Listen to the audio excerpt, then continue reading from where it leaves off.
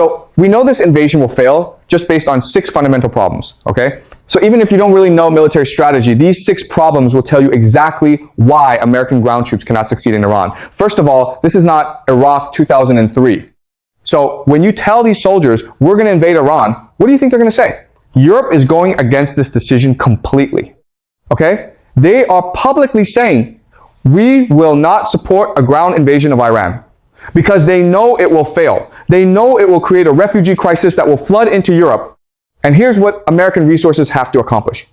500,000 soldiers minimum to occupy a country the size of Iran. That's the low-end estimate from the military's own invasion planning documents. In 2003, used 150,000 troops to occupy a country 1/3 the size with 1/3 the population. Iran is bigger, more populous, more militarily capable, and far more unified than Iraq ever was. Where do you stage 500,000 troops? Iraq won't allow it. The Iraqi government, now Shia-dominated and closely aligned with Iran, has already announced that American forces will not be permitted to use Iraqi territory for staging an invasion. Turkey, a NATO ally, has made the same calculation. Erdogan isn't risking Turkish cities getting hit by Iranian missiles to help America invade Iran. The Gulf states are publicly neutral and privately terrified. So American forces would have to stage from aircraft carriers and from the limited bases they still have access to in the Gulf. Which means the logistics chain, the supply line that keeps 500,000 soldiers fed, armed, fueled, and medically supported, runs across thousands of miles of ocean and hostile territory under constant threat of Iranian missile and drone strikes. That's not a difficult logistics challenge. That's a logistics nightmare that gets worse every single day the invasion continues. And the soldiers know it. Which is why morale, before the invasion has even begun, is already collapsing. Iran is 1.6 million square kilometers. That's huge. Bigger than Iraq and Afghanistan combined. You need constant supply lines. Food, water, ammunition, fuel, medical supplies. All of this has to be transported constantly. And guess what? Iranian forces will target these supply lines. They will ambush convoys. They will make it impossible to maintain logistics. Okay? So the question is, if everyone knows this invasion will fail, the soldiers know it, the American people know it, why is it happening? What's the real reason? All right? The answer is the military-industrial complex wants this war because they want to burn excess money that's been printed. Let me explain this, okay? The American government has printed trillions of dollars over the past few years. COVID stimulus, Inflation Reduction Act, all of this money flooding into the economy. But this creates a problem. Too much money chasing too few goods equals inflation. Okay? You spend it on something that destroys the money without creating productive value.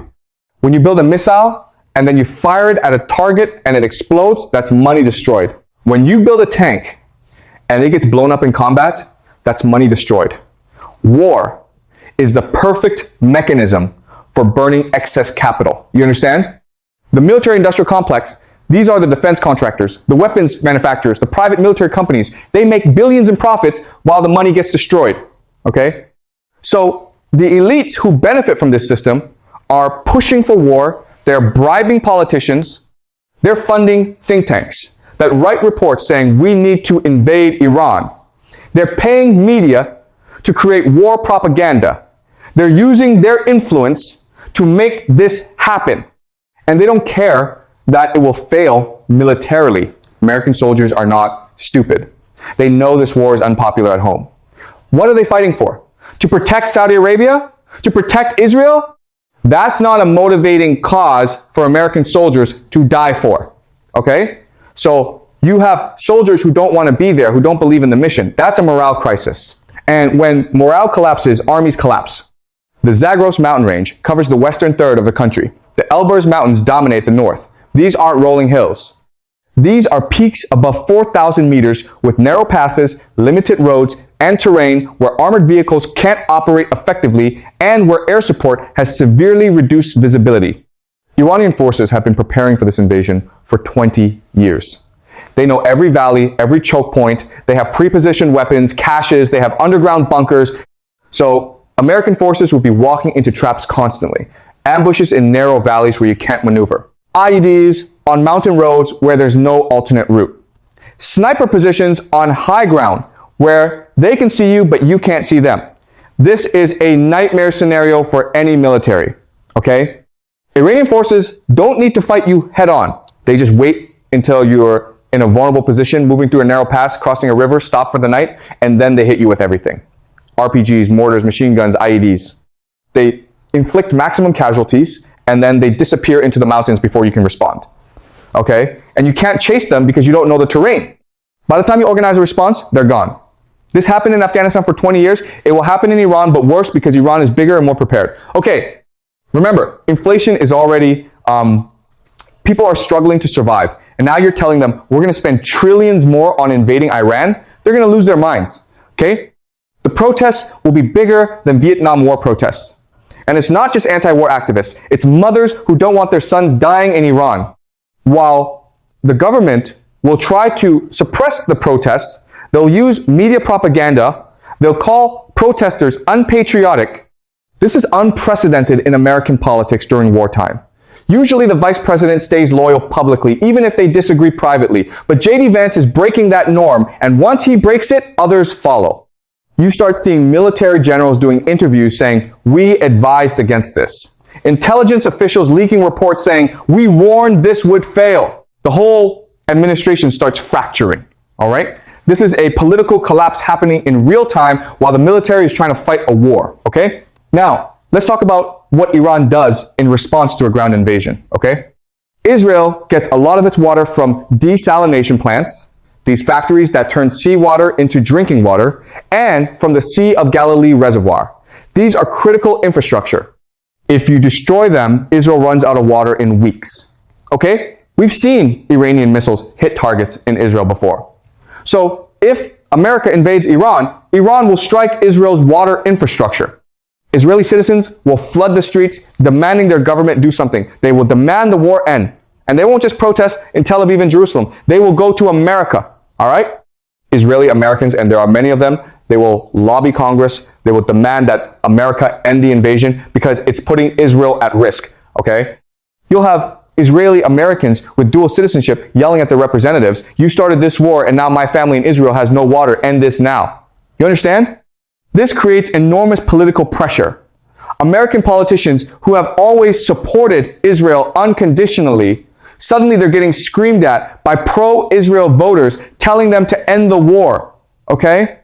This fractures the pro-war coalition. You have Republicans who supported the invasion because they're pro-Israel. But now pro-Israel voters are anti-war. So what do? They start wavering. Some will switch to opposing the war. We need to end this to protect Israel. This is a political nightmare for war planners. The Kurdish forces, remember America has been arming Kurdish groups in Iran, trying to use them as proxies? The CIA has been working with Kurdish militant groups in Western Iran. Groups like PJAK. The plan was to use them as allies, to have them provide intelligence on Iranian positions, to have them fight alongside American forces. The CIA gave them weapons training money, okay?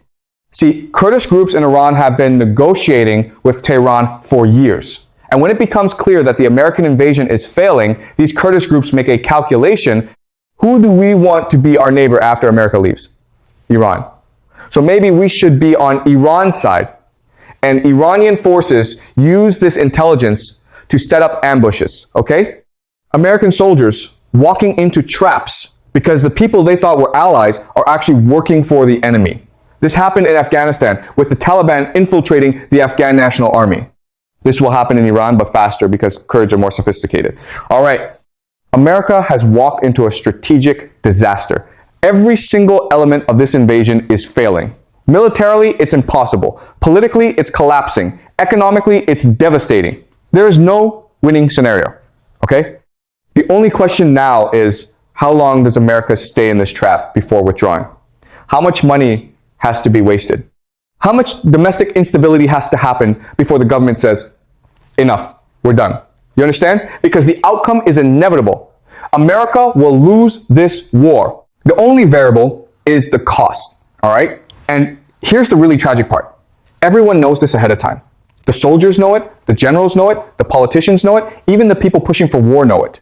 But they do it anyway. Why? Because the system is broken. The incentives are wrong. The people who benefit from war, the elites, the defense contractors, the military-industrial complex, They don't pay the costs. The soldiers pay with their lives. The American people pay with their economy. But the elites, they profit. Okay, so when you see this invasion happen, and it might happen soon, remember these 6 problems we talked about today. So again, the key is understanding that geography, logistics, politics, and incentives all point to the same conclusion. This invasion cannot succeed. It's a trap. America is walking into it with eyes open. And we're going to watch it unfold over the next few weeks and months. Okay, I know we covered a lot. I know there's a lot to take in, but we will explore each of these issues in more depth as events develop and really understand what's happening on the ground. All right? So any questions?